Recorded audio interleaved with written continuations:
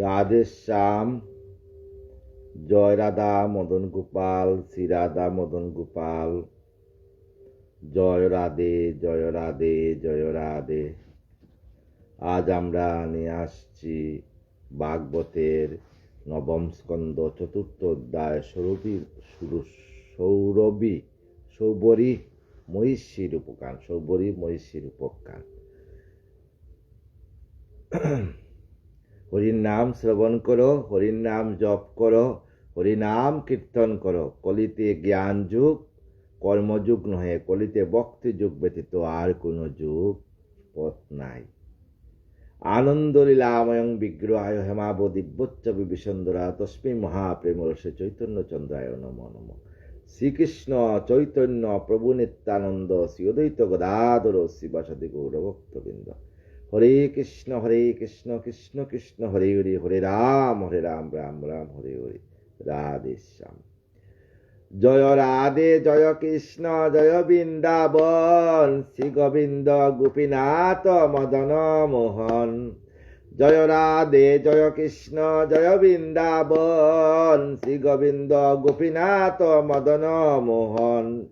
শ্যামকুণ্ড রাধাকুণ্ড গিরি গোবর্ধন, কালিন্দী যমুনা জয় জয় মহাবন। জয় রাধে জয় কৃষ্ণ জয় বৃন্দাবন, শ্রী গোবিন্দ গোপীনাথ মদন মোহন। কেশিঘাট বংশীঘাট দ্বাদশ কানন, জলাশ লীলা কৈল শ্রীনন্দ নন্দন। জয় রাধা জয় কৃষ্ণ জয় বৃন্দাবন, শ্রী গোবিন্দ গোপীনাথ মদন মোহন। শ্রীনন্দ যশোদা জয় জয় গোপগণ, শ্রীদামাদি জয় জয় জয় দেনু বৎসগণ। জয় রাধা জয় কৃষ্ণ জয় বৃন্দাবন, শ্রী গোবিন্দ গোপীনাথ মদন মোহন। জয় বিষবানু জয় জয় দেনু, জয় বিষবানু জয় কীর্তিদা সুন্দরী। জয় পৌর্ণমাসী জয় আবির নগরী।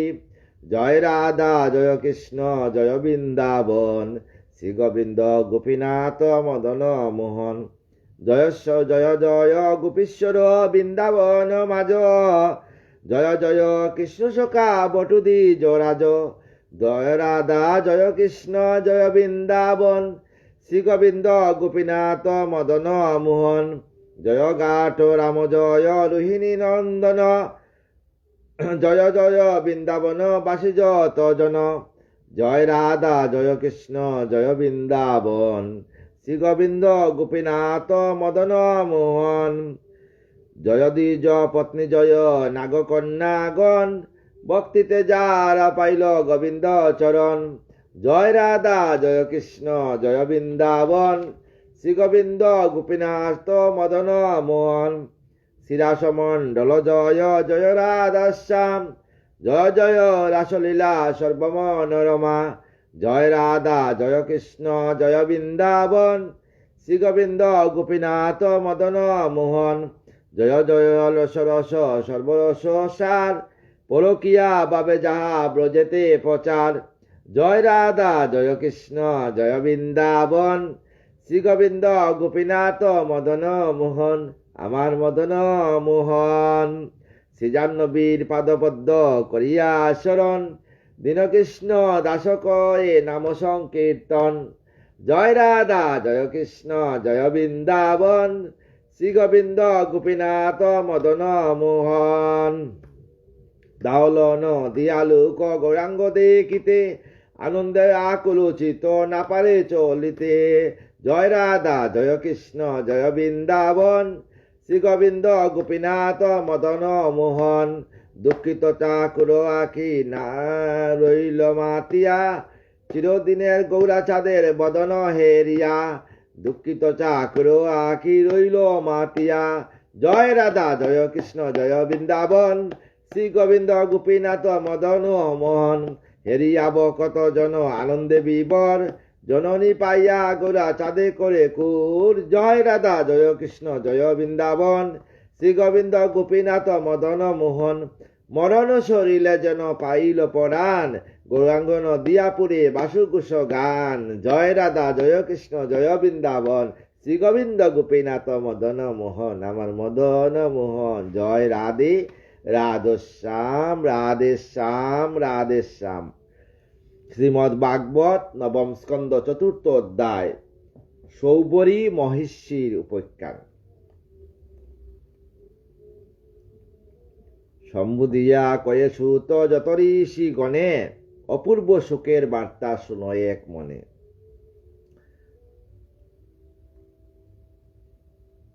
পরীক্ষিতকে সম্বুধিয়া শুক মুনিবর, কইলেন শুনো রাজা হইয়া তৎপর।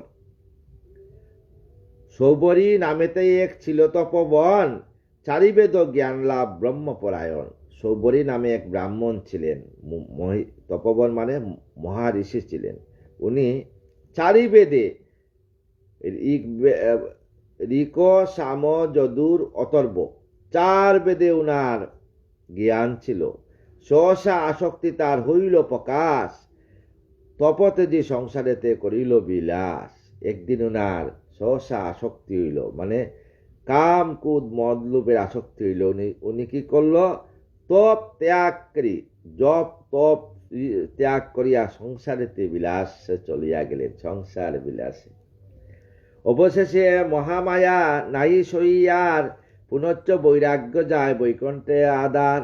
অবশেষে আর সংসারের মায়া উনার সহ্য হইল না। যদি উনি সংসারে চলেছিলেন, ফিরিয়া আসছিলেন, পুনরমূষিক ভব, আবার উনি সংসার ছাড়িয়া বৈরাগ্য গিয়েছিলেন বৈকুণ্ঠের আদার লাভে, আমার গোবিন্দের চরণ লাভের জন্য। সুখের বচন শুনি রাজা পরীক্ষিত, আশ্চর্য হইয়া তারে কহেন নিশ্চিত। এই কথা শুনিয়া, সুখমুখে শুনিয়া পরীক্ষিত রাজা আশ্চর্য হইয়া বলছেন, নিশ্চিত ব্রহ্মের ভক্ত মহাতপবন, এই ব্রহ্মের ভক্ত মহাতপদন মানে মহাঋষি কেমনে সংসার প্রতি ফিরাইল মন, কেমনে আবার সংসার প্রতি মন ফিরাইলেন, কেমনে বা মহামায়া বুঝিয়া চলন, অন্তিমে হইল হরি প্রেমের মগন। কেমনে উনি যে সংসারের মায়া মহামায়ার ছলনা বুঝিয়া অন্তিমে সব ত্যাগ করিয়া আবার গোবিন্দর চরণে এবার মতিগতি হইল। অপূর্বয়ে বাণী ঋষি কহ নিশ্চয়, হরি শ্রীহরির মহালীলা ইয়াতে আশ্রয়। অপূর্ব বাণী, তা আমার গোবিন্দের লীলা ইয়াতে আশ্রয় করে আছে। শুনিয়া রাজার বাণী সুখ মহাজন, আরম্ভিলা সৌবরীর আখ্যান কখন। তাই এই কথা শুনিয়া সৌবরীর সম্পর্কে সুখদেব বলতে লাগলেন। সুখদেব কইলেন, শুনয়ে রাজন, অম্বরীশ নৃপতির বংশ গণন। অম্বরীশ রাজার বংশের এই হইল ঋষি হইলেন সৌবরী। বিরূপ আর শম্ভু আর কেতুমান নাথ, অম্বরীশ পুত্র তার অতি গুণ দাম। অম্বরীশের 3 পুত্র ছিল, বিরূপ, শম্ভু আর কেতুমান নাম। বিরূপের বংশ যারা ক্ষেত্রজ ব্রাহ্মণ, বিরূপের যারা সবাই ক্ষেত্রজ ব্রাহ্মণ। অঙ্গরীষ গোত্র যার খ্যাতি অতুলন, যাদের অঙ্গরীষ গোত্র তারা হইল খ্যাতি অতুলন, আঙ্গিরস পুত্র। মনুর নাসিকা হতে এক পুত্র হয়, ইক্ষ্বাকু নামে তার বিশ্ব পরিচয়। শতপুত্র হয় তার শুনয়ে রাজন, ভিক্ষুকিরে বলে কর মাংস আনয়ন। ভিক্ষুকিরে বলছিল মাংস আনার জন্য। ক্ষুধার্ত ভিক্ষুকি এক শশক ধরিয়া, তাহা খেয়ে আসে পরে অন্য মাংস লইয়া। এক শশক মানে শশক নিয়ে আসছিল, নিয়া খরগোশ যাকে বলে শশক, এই শশককে নিয়ে আসছিল, কিন্তু শশককে খেয়ে আবার অন্য মাংস নিয়ে চলে আসে। উচ্ছিষ্ট মাংসেতে তাই যজ্ঞ নাই হয়, গুরুর আদেশে সেই নির্বাসিত হয়। গুরুর আদেশে তাকে নির্বাসিত, উচ্ছিষ্ট এটা, তাই গুরু আদেশ করলে তুমি নির্বাসন হয়ে যাও। ভিক্ষুকি শশাদ নাম দরিয়া পরেতে, শাসন করিল পিতৃ অতি বিধিমতে। তার পুত্র পুরঞ্জয় ভিন্ন নাম খ্যাত, কুকুৎস ইন্দ্রবাহু রূপেতে আখ্যাত। দৈত্যস দেবগণ যুদ্ধ জবে করে, পুরঞ্জন বাঁচাইল দেবতানি করে। মহাবিশ্ব রূপে ইন্দ্র সেই যুদ্ধে রয়, তাহাতে কুকুদেবসী যুজে পুরঞ্জয়। সেই হেতু নাম তার কুকুৎস সুমতি, পুরঞ্জন নাম যিনি দৈত্যের বসতি। পুরঞ্জন নাম দৈত্যের বসতি। তাহারও বাহন ইন্দ্র, তাই নাম তার ইন্দ্রবাহ বলিহ জগতে প্রচার। তার নাম হইল ইন্দ্রবাহ। পুরঞ্জন পুত্র হয় অনেকা নামেতে, তার বংশধর কেয়াত হয় বিধিমতে। এই বংশে দুন্দুমার অতীব বিখ্যাত, তারও বংশে যুবন্নাথ সন্তান রহিত। ঈশ্বর কৃপায় আর একপুত্র হয়, মানদাতা নামে যার আছে পরিচয়, যার নাম মানদাতা। যুবন্নাথ কক্ষবে দিয়ে আসিল মানদাতা, তস দস্যু নামে রাখে স্বর্গেরও দেবতা। স্বর্গের দেবতা নাম রাখেছিল ত্রস্য দস্যু নাম রেখেছিল। শশাগোড়া পিতৃ তিনি করেন শাসন, আত্মজ্ঞানী হয়ে করে শ্রীহরি অর্চন। আত্মজ্ঞানী হয়ে আমার গোবিন্দের অর্চনা করতে লাগলেন। পুত্রকন্যা যশবীর্য কমনাই ছিল, হরিপদে তারমতি সদাবিকাইল। উনার পুত্র কন্যা অনেক যশ ছিল, কিন্তু সমস্ত যশের মধ্যে দিয়ে তিনি অন্তরে উনার গোবিন্দকে স্থান রেখে উনি হরিময় সংসার পরিচালনা করতেন। হরির প্রসাদ তিন হইল নন্দন, হইল 50 কন্যা পুনঃ উৎপাদন। সেই রাজা রাজ্যকালে এক মহাঋষি সৌরভী নামেতে তপ করে দিবানিশি। সেই রাজা রাজ্যকালে সৌরভী নামে এক ঋষি দিবানিশি আমার গোবিন্দের তপ অর্চনা করছেন। তপস্যার মহাতেজ তারও সম নাই, গ্রীষ্মেতে অগ্নির মাঝে রইল সদাই। গ্রীষ্মের অগ্নির মধ্যে সব সময় বিচরণ করত। তার মতো মানে ত্যাগী বৈষ্ণব হরিপরায়ণ আর কেউ নাই। বর্ষারও বৃষ্টিতে ভিজে করে হরি নাম, এক মনে জপতপ করে অবিরাম। বর্ষার বৃষ্টি ঝড় তুফান সমস্ত কিছুর মধ্যে থেকেও উনি হরিনাম করতেন। উনি হরিনাম বাদ দিতেন না। সবসময় ওনার মনে সেই গোবিন্দকে হৃদয় সিংহাসনে রেখে উনি হরিনাম করতেন। শরতে পর্বপরি হিমে হিম পর, শীতেতে জলের মাঝে ধ্যানে নিরন্তর। শীতের মধ্যে জলের মধ্যে নেমে উনি ধ্যান করতেন গোবিন্দের। বসন্তে বায়ুতে বসি মগ্ন সাধনায়, কারো সাধ্য তারও বল বর্ণিবে কোথায় কোথায়। বসন্তকালের বায়ু মানে বাতাসের মধ্যে উনি বসিয়া কিন্তু গোবিন্দের আরাধনা করতেন।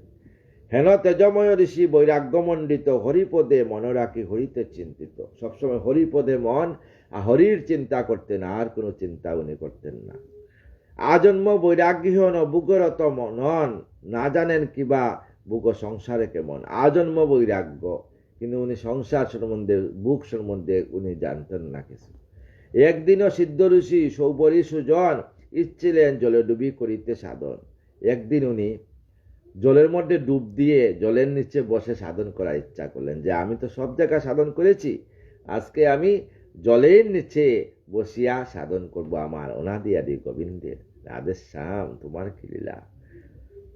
সুরম্য আশ্রমে তারও ছিল সরোবর, তারা সুরম্য আশ্রম, সেখানে ছিল একটা বিশাল সরোবর ছিল। সিদ্ধিতে যে ডুবিলেন তাহারও ভিতর, সিদ্ধ তেজে এই সরোবরের নিচে ডুবিলেন। এরূপ কঠোর ব্রত করি সমাপন, ধ্যানতে মহাঋষি মেলেন নয়ন। ধ্যান শেষ করি যখন চোখ মেললেন, সেই কালে দুই মৎস্য সেই সরোবরে ঋষির সম্মুখে মত্ত হল কামবরে।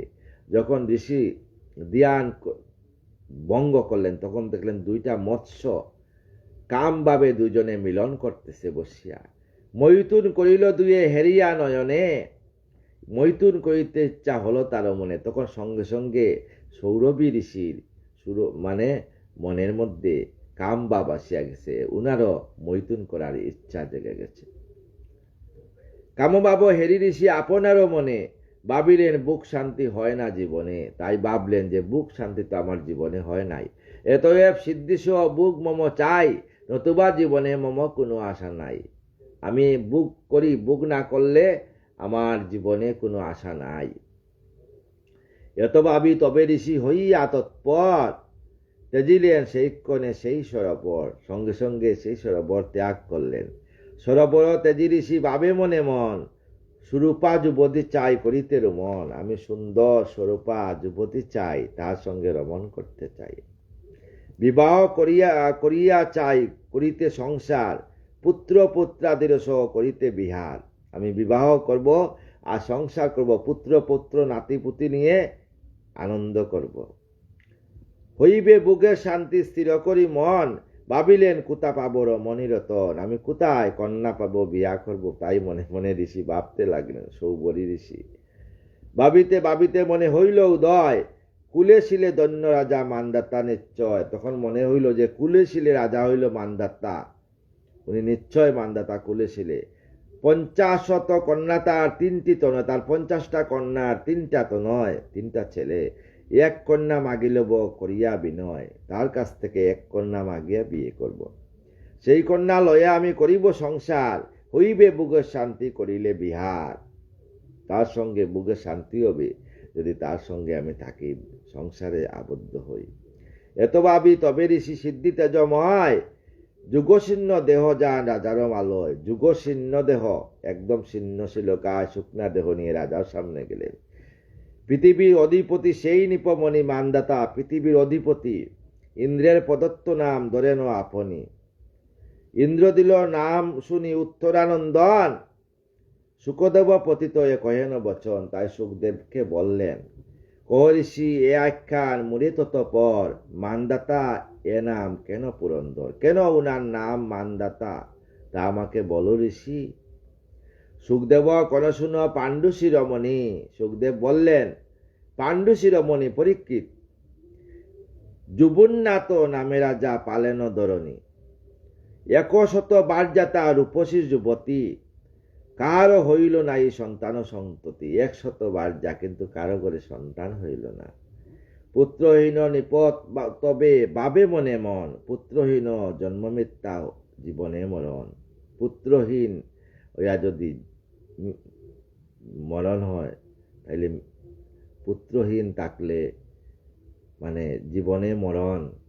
এজন্য প্রতিটা গড়ে একটা করে পুত্র, একটা করে কন্যা, দুইটারই দরকার। পুত্র কন্যা না হইলে কিন্তু সংসার হয় না।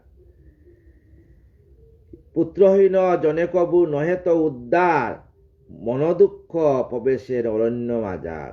তাই মনের দুঃখে অরণ্যে প্রবেশ করলেন। রাজারও দুঃখিত হরি যত ঋষিগণ, পুত্র হেতু ইচ্ছিলেন পুঁজি নারায়ণ। তাই বললেন সমস্ত ঋষিরা যে পুত্র প্রাপ্তির জন্য অনাদি আদি গোবিন্দকে পূজা করো। মহাযজ্ঞ করে মিলি যত ঋষি জন, পুত্র হেতু করিলেন সুধা উদ্ধারণ। এ কথা না জানে রাজা তাহারও রমণী, এই কথা রাজার রমণী জানতেন না। উভয়ে যাপেন তথা দিবস রজনী। সেই নিশি উপবাসে তাকেন নিপতি, তৃষ্ণায় কাতর তিনি হইলেন অতি। কিন্তু নিপতি উপবাসে তাকিয়া তৃষ্ণায় কাতরে, জল তৃষ্ণায় কাতর হয়ে গেছে। আশ্রমে না ছিল বাড়ি অতীব কাতরে, আশ্রমে জল ছিল না, বাড়ি শব্দের অর্থ জল। প্রবেশ করেন রাজা সেই যজ্ঞ গড়ে। তখন রাজা সেই যজ্ঞ গড়ে প্রবেশ করলেন। যজ্ঞগৃহ মাঝে ছিল সুদারও আধার, বাড়ি বাবি শীঘ্র রাজা করেন আহার। যজ্ঞের মধ্যে যে সুধা ছিল, উনাকে জল বাবিয়া উনি রাজা আহার করে ফলছেন। সুধা পান করি রাজা তৃষ্ণা নিবারিয়া, আশ্রমে আসেন পুনঃ আপনি ফিরিয়া। সুধা পান করিয়া রাজা তৃষ্ণা নিবারণ করে আবার আশ্রমে ফিরে আসলেন। প্রভাতে উঠিয়া যত যাজ্ঞিক সুজন, দেখিলেন সুধা নাই কে করে হরণ। প্রভাতে উঠিয়া সমস্ত ঋষি ব্রাহ্মণরা দেখলেন যে আমাদের যজ্ঞের যে সুধা, ওটা কোথায় চলে গেল, নাই। তখনও শুনিয়া রাজা মানিল বিস্ময়, ঋষি কয়ে পুত্র হেতু সুধা সেই হয়। ঋষিরা বললেন, এটা তো তোমার পুত্র হেতু, পুত্র উৎপাদনের জন্য সেই সুধা আমরা রেখেছিলাম, তোমার স্ত্রীর জন্য তুমি পান করে ফেলেছ। রাধেশ্যাম। সেই সুধা করপান হারাইয়া জ্ঞান, অবশ্য তোমার গর্বে হইবে সন্তান। অবশ্য তোমার গর্বে রাজা, এবার তোমার গর্বে সন্তান হবে। পুরুষের গর্বে পুত্র সুধা বলে হয়, স্তন নাই কিবা পান করে সে তনয়। স্তন নেই পুরুষের, সেই তনয় কি পান করবে, কি সুধা পান করবে। প্রসব করিলে নিপ কাঁদিল কুমার, ঋষিজন সকলের করে হাহাকার। রাজা প্রসব করলেন। তখন রাজা প্রসব করলেন। অনেকে আবার বলবে যে পুরুষের কি সন্তান হয়? এটা তো অনেক কথা। হ্যাঁ, আজকের দিনের সায়েন্স থেকে আগের দিনের সায়েন্স, হাজার হাজার বছর সায়েন্স বহুত উন্নত ছিল। আজকের দিনে অনেক সময় মোবাইলও দেখা যায় কোনো কোনো জায়গায় পুরুষের করে সন্তান হয়, তা ওই যুগেও কিন্তু হয়েছিল। আমার কথা না, বাগবতের কথা। তাই বাগবত একটা সায়েন্সের উপরে আধার করে। আগের যুগের যে সায়েন্স, এই সায়েন্স আমাদের কাছে দরিয়া নিয়ে আসছে। ওই সায়েন্সকে বর্তমানের সায়েন্সিস্টরা, হ্যাঁ, ওই সায়েন্সের মধ্যে বিচার করিয়া বর্তমানের সায়েন্স তৈরি হয়েছে। যেমন আমরা তুলসী পাতা, সায়েন্টিফিক রিজন আছে, আমরা তুলসীকে গোবিন্দের প্রিয় দাসী বলিয়া মানি, তুলসীকে পূজা করি। আবার সে গোবিন্দ বুকের উপরে তুলসী মঞ্জুরি, তুলসী দেই। তুলসী হইল অ্যান্টিসেপটিক।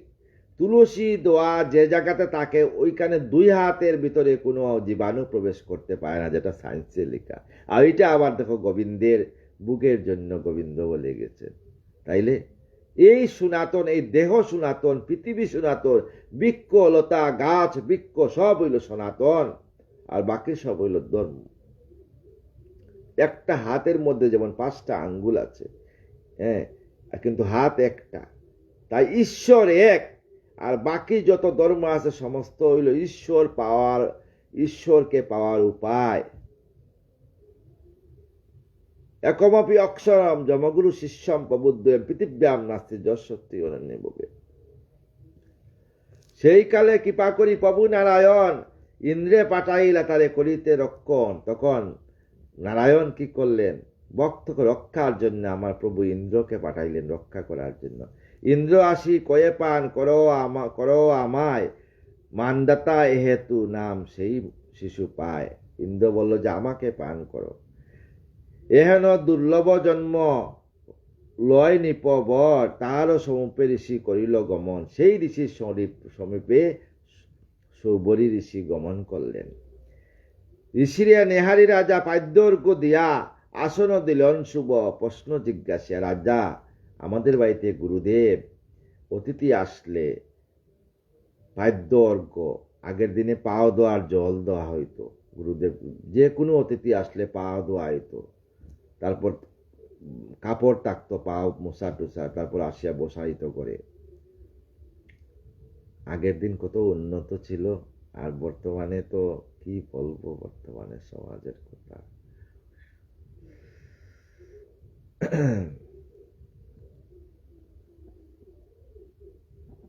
ঋষিরে নেহারি রাজা পাদ্যর্ঘ দিয়া আসন দিলেন শুভ। প্রশ্ন জিজ্ঞাসিয়া আসন দিয়ে বললেন, আপনি কি জন্য এসেছেন? আসনে বসিয়া ঋষি সৌবরী তখন কহিতে লাগিল নিপ সুমিষ্ট বচন। আসনে বসিয়া সৌবরী ঋষি সুমিষ্টভাবে রাজাকে বললেন, সূর্যবংশে জন্ম তব বলি দেব বলে, ত্রিভুবনে তব যশ গুছে যে সকলে। ত্রিভুবনে তোমার যশ যে সবাই জানে। সামান্য তপস্যা আমি, তুমি মহাজন। আমি সামান্য তপস্বী, তুমি মহাজন, তুমি রাজা। মম আশা পূর্ণ করো এই আকিঞ্চন, আমার আশা পূর্ণ করো এই আকিঞ্চন তোমার কাছে। জন্মাবধি তপস্যায় সিদ্ধি লাভ করি আমি। জন্মাবধি ছোট থেকে আমি তপস্যা সিদ্ধি লাভ করি। ইচ্ছা হলো বুক শান্তি করি বজি হরি। ইচ্ছা হলো সংসারে প্রবেশ করিয়া, হ্যাঁ, স্ত্রী পুত্র কন্যা সন্তানকে নিয়ে আমি সংসারে রতি তাকিয়া আমি গোবিন্দকে ভজনা করব। তোমরা চৈতন্য মহাপ্রভু বলছেন কলিতে কোনো সন্ন্যাস নেই, কলিতে হইল সংসার সন্ন্যাস। আর যাগযজ্ঞ যত ছিল সত্যতে পাদা তেতা দাপরে, কলিযুগে হরির নামে পাপিতা বিউদ্ধরে। এই যে সত্য তেতা দাপর কলি, 4 যুগের মধ্যে শ্রেষ্ঠ যুগ হইল কলি। গোবিন্দকে পাওয়ার জন্য এত কষ্ট করতে হয় না, শুধু নাম করলে গোবিন্দকে পাওয়া যায় কলিতে। রাধে শ্যাম, রাধে রাধে। শুনেছি 50 কন্যা রয়েছে তোমার। সৌবরী রাজা বললেন মানদাতাকে, শুনেছি 50 কন্যা রয়েছে তোমার। প্রদান করো মোরে একটি তাহার, একটি কন্যা আমাকে দান করো। তপবলে দন গিয়ে বিধিমতো করি, সংসার করিব আমি কিছুকাল ধরি। আমি সংসার কিছুকাল করতে চাই। কারণ ওই যে দুইটা মৎস্যের মিলন দেখিয়া উনার মনে কাম ভাব জাগ্রত হয়ে গেছিল। এই যে মনুষ্য দেহ যখন আমরা পৃথিবীতে আসি, কাম ক্রোধ মদ লোভ মোহ মাশ্চর্য স্বরূপে আসি। আমরা যখন মাতৃগর্ভ থেকে ভূমিষ্ঠ হইয়া পৃথিবীতে স্পর্শ করার সঙ্গে সঙ্গে আমাদের মানে এই যে ত্রিনেত্র, আমাদের যে আগের পূর্বজন্মের জ্ঞান চলে যায়, মায়ার আশ্রিত হয়ে যায়। তাই সংসারে সৌবরী বলছেন ঋষি, আমিও চাই সংসার করিয়া কিছুকাল গোবিন্দময়ে সংসার করব। এতএব কর রাজা বাসনা পূরণ, দৈন্য হবে তব জন্ম, পাবে পুণ্যদন। রাজাকে বলছেন, মুনিরা বচন শুনিনি পবর, কইতে লাগিলা তারে কথা হিতকর। তাই মান্দাতা বললেন মুনিকে, যুবতী সুন্দরী কন্যা মম সর্বজন, করিয়াছ সকলের স্বয়ম্বরপণ। সকলেই করিয়াছি, স্বয়ম্বরপণ করছি। আগে স্বয়ম্বর হইতো কন্যাদের, ওইখানে স্বয়ম্বরে সমস্ত ঋষি রাজা সবাই যেতেন। কন্যারা যাকে পছন্দ করত তার গলায় মালা দিতেন। কন্যার নিকটে যাও, দেখিয়া তোমায় বলিলে পাইবে কন্যা, বাধা নাই তাই। তুমি কন্যা স্বয়ংবরে আমার কন্যার নিকটে যাও, তোমাকে যে কন্যা বরণ করবে সেই কন্যাকে তুমি বিবাহ করবে।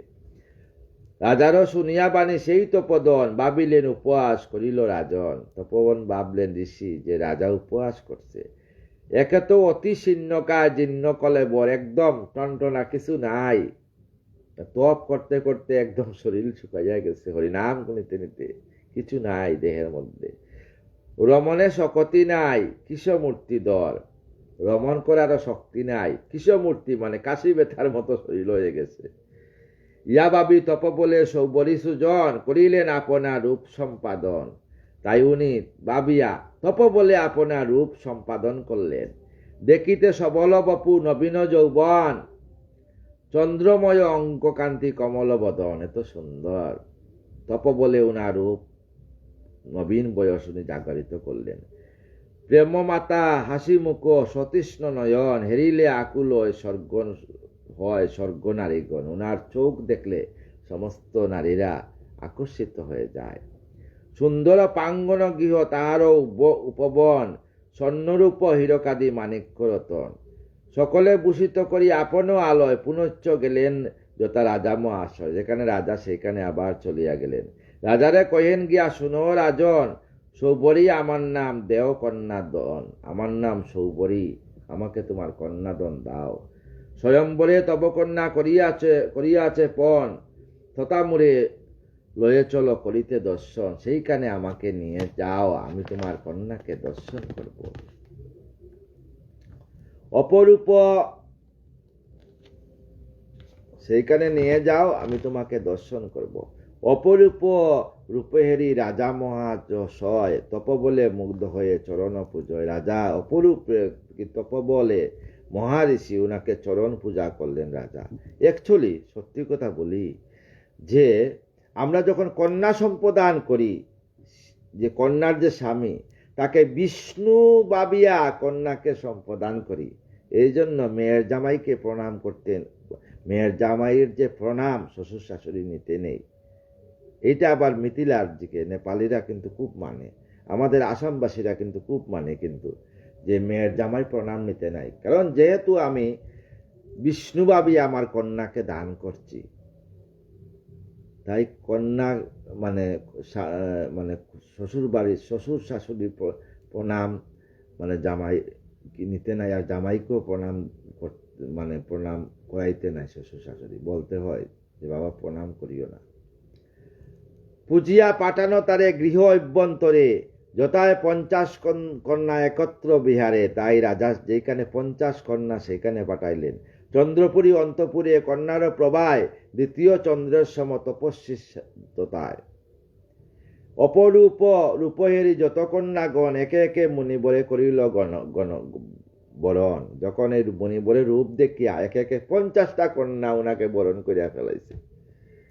তপস্যার তেজমুনি লয়ে পত্নীগণ, বুক সুখে বহুকাল করেন যাপন, তাই বুক সুখ করিয়া এই রমণীদনকে নিয়া একে একে নিয়া 50 করে বহুকাল উনি সংসার জ্ঞাপন করছে। প্রত্যেকের গর্বে হলো 500 সুত, 500 সুত, 50 সুত। এমনে হলেন মুনি মহাবংশযুত, এই মনে মহাবংশযুত হইলেন। আমরা তো সবাই টাইটেল ব্যবহার করি, হ্যাঁ, এইগুলা তো টাইটেল, যেমন আমাদের চ্যাটার্জি, বানার্জি, গাঙ্গুলি, মুখার্জি, ভট্টাচার্য, এইগুলা সত্যিকারের মানে টাইটেল বলতে আমাদের টাইটেল মানে আমাদের এগুলা কেউ জমিদারির জন্য পেয়েছে, কেউ পণ্ডিতের জন্য পেয়েছে, কেউ শিক্ষাগত যোগ্যতার জন্য পেয়েছে, হ্যাঁ, ব্রাহ্মণটা। কিন্তু অরিজিনাল ব্রাহ্মণদের হইল গোত্র দিয়ে বিচার। আগের দিনে গোত্র ব্যবহার করত, গার্গ, অমুক গার্গ, গার্গরিষি গোত্র, অমুক বশিষ্ঠ গোত্র, মানে গোত্র দিয়ে ব্রাহ্মণের পরিচয় হইত। এখন তো আর তা নাই। এখন এই মানে বল্লাল সেনের থেকেই টাইটেল পেয়েছেন সবাই। রাধেশ্যাম, আমার ভুল হইলে মার্জনা করবেন, কারণ আমি যা শুনেছি তাই আপনাকে বলেছি। আমি পড়ার মাকে মা বলে ভিক্ষা করে এনেছি। আমি যে ভাগবত কথা শুনিয়া যা পাই তা আপনাদের কাছে বলি, আর ভাগবতের যা লিখিত তা বলি। কিন্তু আমি তাই যদি ভুল হয় না আমার কোনো কথা, আমাকে সবাই মার্জনা করবেন। বহুকাল বুক করি তৃপ্তি নাই হয়, প্রত্যয় নতুন ইচ্ছা উহাতে উদয়। বহুকাল বুক করিয়া ইচ্ছা পূর্ণ হয় না, সৌবরী প্রত্যেক বেলা নতুন ইচ্ছা আবার জাগে। কিছুতে না পেয়ে তৃপ্তি সেই মুনিবর, একদিন জ্ঞান বলে করেন গোচর। একদিন জ্ঞান বল হইল, তৃপ্তি পান না, কারণ উনি তো হরিপরায়ণ, উনি কাম ভাবে লিপ্ত কি করে হবেন। আজন্ম তপস্যা করি পেয়ে সিদ্ধি বল, মৎস্যের মৈথুনে মন হয়েছে চঞ্চল। আমি তো আজন্ম তপস্যা করেছি, ওনার জ্ঞান খুলে গেছে একদিন। আমি আজন্ম গোবিন্দের পূজা করেছি, আমি তপস্যা করেছি, কিন্তু আমার কাম ভাব কি করে আসলো? এই যে দুইটা মৎস্যের মৈথুন দেখে আমার কাম ভাব আসছে। একে চুনু বুগ লাগি হইল 50, সহস্র পঞ্চক করে সন্তান প্রকাশ। আমি একজন চেয়েছিলাম, 50 জন রমণীকে বিবাহ করছি। এক হতে হলো এক বুকের প্রচার, তবু তো কামনা শান্তি ঘটিল আমার, তবু আমার কামনা শান্তি ঘটিল। ভাবিতে হলো বৈরাগ্য উদয়। এই কথা ভাবিয়া আমি কি করলাম, আমি কি পেয়েছিলাম, আর কি ছেড়ে সংসারে চলে আসলাম। ভাবিতে বৈরাগ্য উদয় হয়। যখন আমরা মাতৃগর্ভ থেকে জন্মগ্রহণ করি, আমাদের মানুষের জীবন একটা নাটকের অঙ্গমঞ্চ।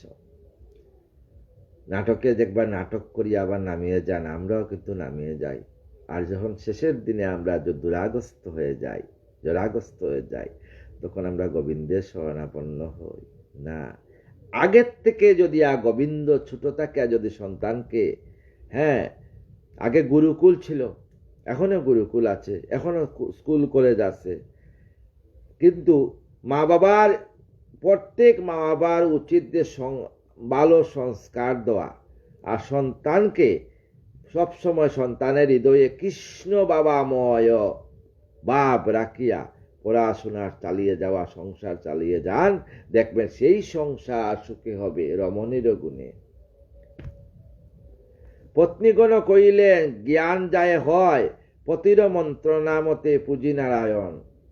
নারায়ণ সকলের পাইলেন জ্ঞান মহাদন। কারণ স্বামী যদি হরিপরায়ণ থাকেন, স্ত্রী হরিপরায়ণ হইতেই হবে।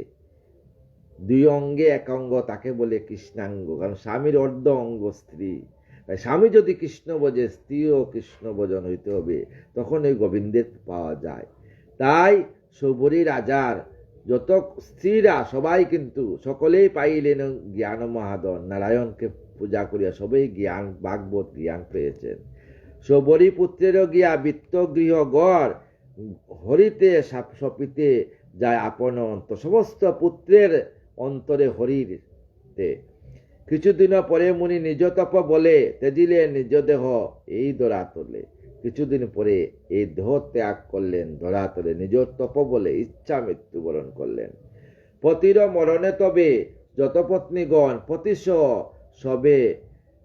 সবে হইল দাহন, সবাই পতির সঙ্গে সবাই ইচ্ছা মৃত্যুবরণ করলো। স্ত্রীরাও যাকে মানে অগ্নি আমাদের ধর্মে যেমন কয়েক রকম আছে, মানুষের মৃত্যুর পরে অগ্নি সমাধি, ভূমি সমাধি, জল সমাধি 3 রকম আছে। তাই পতির সঙ্গে সবাই অগ্নি সমাধিতে মিলিত হলেন, যাকে বলে নরমেধ যজ্ঞ। আমরা যে শ্মশানে নিয়ে যাই বলেন, এটা পঞ্চকাম কুদ মদ লোভ মোহ মার্চর্য কৃতীয় তেজ মরুদ্ভূম সব সবের সঙ্গে মিলে যায়, দেহ সঙ্গে যায় না, কিছুই যায় না সঙ্গে। কালে যাবে কি আপনার কীর্তি যাবে, আপনি সমাজে কি করেছেন এইটাই থাকবে, আর কিছু থাকবে না। এমন কোনো কাজ করবেন যাতে সমাজের লোকে বলে ওই লোকটা খুব ভালো ছিল, হরিপরায়ণ ছিল। এই যে সৌবরী ঋষি ভাগবতে স্থান পেয়েছেন, ওনার হরিপরায়ণ ছিলেন। তাই এমন ভাব করবেন, এমন কাজ করবেন সমাজের, সবসময় সমাজকে অহিংসা পরায়ণ হয়ে নিজের মতো দেখবেন, হিংসা ত্যাগ করবেন। দেখবেন অচিরেই রাধা গোবিন্দের যুগল চরণ প্রাপ্ত হবেন। অন্তিমে সকলে পায় বিষ্ণু পদে স্থান, বুগ হতে মুক্তি লাভ করিল পরাণ। অপূর্ব বুগের লীলা কোয়া নাই যায়, শুনিলে বৈরাগ্য বাব পরীক্ষিত রায়। তাই এই কথা শুনিয়া পরীক্ষিতেরও বৈরাগ্য লাভ করল। এত বলি সুখদেব হইলেন স্থির, ভক্তজনে ল ভক্তি প্রেম সিন্ধু নীর। সুবুধ রচিল গীত হরিকথা সার, ভক্তের নিকটে বুগ দুঃখেরও আগার। ভক্তের নিকটে বুগ হইল দুঃখের আগার। কারণ সবসময় সন্তানাদিকে ওইভাবে শিক্ষা দিবেন। আগের দিনে আমাদের পুরুষেরা সমস্ত আমাদের যে স্ত্রী পুরুষ আমরা সবাই স্কুলে পড়াশোনা করছি, আমাদের এখনো মনে হয় আমাদের সময়ে এইভাবে পার্টি নিয়ে যেতে হইতো এইভাবে স্কুলে। আর ডাইনাতে থাকতো অ্যালুমিনিয়ামের সুটকেস, মানে স্কুলের বক্স, স্কুল বক্স, আর কালির কলম ছিল। আমরা লেখাপড়া করছি, আর আপনার বাবারা তো তাল পাতাতে লিখছে, কলা পাতাতে লিখছে, বুঝপত্রতে লিখছে সবাই ময়ূরের কলম দিয়ে। আজকে এত আস্তে আস্তে আস্তে আস্তে এখন কলম হয়ে গেছে, আরো কত হবে। কম্পিউটার বাইর হয়েছে, ল্যাপটপ বাইর হয়েছে, আরো কিছু কি বাইর হয়ে যাবে। মোবাইল বাইর হয়েছে, আগে মোবাইল ছিল না, টেলিফোন ছিল না, সব তৈরি হয়েছে। সব কিন্তু পূর্ব যুগ থেকে সব আস্তে আস্তে সায়েন্সের দিকে আগ্রত হয়েছে। তাই বলি কি, সবসময় হরিময় হইয়া সংসার করেন, রাধারানীর কৃপা লাভ করবেন। সমস্ত সাধুগুরু বৈষ্ণব ব্রাহ্মণের চরণে আমার শতকোটি প্রণাম। সবাই আমাকে কৃপা করবেন, সবার চরণ দুলে আমার মস্তকে দিবেন, আপনার কৃপা রাখবেন। এই ভাগবতের জ্ঞান সাগরের তীরে দাঁড়িয়ে একটি নুড়ি উঠাবার ক্ষমতা নেই আমার জ্ঞান সেইভাবে নেই, ভাষা নেই, মানে গলার প্রবলেম, ভালোভাবে কথা বলতে পারি না, তথাপি আপনাদের সামনে আসি। আপনারা কষ্ট করে ভাগবত কথা শুনবেন, যদি ভুল হয় মার্জনা করবেন। সবাই আমাকে কৃপা করবেন, সবার চরণধুলি দিবেন, যাতে শেষের দিনে বৃন্দাবনে রাধা রাধা নাম করে রাধারানীর যুগল চরণে সজ্ঞানে দেহ রাখতে পারি, আর কিছু চাই না। রাধে কৃষ্ণ কৃষ্ণ কৃষ্ণ রাধে রাধে, রাধে শ্যাম শ্যাম শ্যাম রাধে রাধে। রাধে কৃষ্ণ কৃষ্ণ কৃষ্ণ রাধে রাধে, রাধে শ্যাম শ্যাম শ্যাম রাধে রাধে। রাধে কৃষ্ণ কৃষ্ণ কৃষ্ণ রাধে রাধে, রাধে শ্যাম শ্যাম শ্যাম রাধে রাধে। জয় রাধে জয় রাধে জয় রাধে জয় রাধে, জয় রাধে জয় রাধে জয় রাধে জয় রাধে।